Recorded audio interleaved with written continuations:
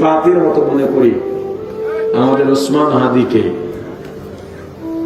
অল্প বয়সে বাংলাদেশ ইতিহাস সৃষ্টি করে আল্লাহর মেহমান হয়ে চলে গিয়েছেন। ইন্না লিল্লাহি ওয়া ইন্না ইলাইহি রাজিউন। যারা ওকে মারাইছে, ওকে যারা শহীদ করাইছে, ওরা ওদের পায়ে কুড়াল মারল। এক হাদি চলে গিয়েছে, পৃথিবীর বাংলাদেশের ঘরে ঘরে লক্ষ লক্ষ হাদি জন্ম নেবে।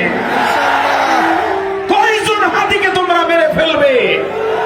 লক্ষ হাদি বুকের তাজা রক্ত দিয়ে বাংলাদেশের অসহায় মানুষ, অধিকার বঞ্চিত মানুষ, স্বাধীনতা বঞ্চিত মানুষের অধিকার রক্ষা করবে ইনশাআল্লাহ।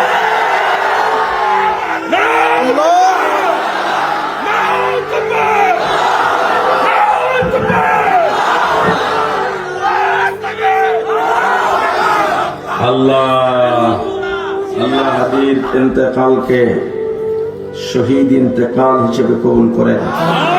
অবশ্যই শহীদ, নিঃসন্দেহে। আল্লাহ ওর ছোট্ট একটা সন্তান, ওর বিবি দিনদার, ওর বাবা ইমাম, ওর ভাইয়েরা আলেম,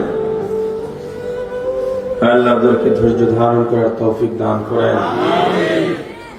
আমরা আপনার কাছে সবাই দোয়া করেছিলাম হাদির জীবনের জন্য, সুস্থতার জন্য। আপনার ফয়সালার উপরে আমাদের কিছু করার নাই, হয়তো আপনার পরিকল্পনা আরো ভালো।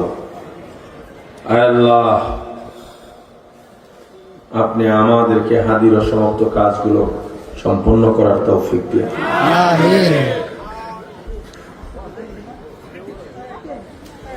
কি আছে জীবনে নিরাপত্তা? বলেন কি আছে? কার ক্ষতি করছে?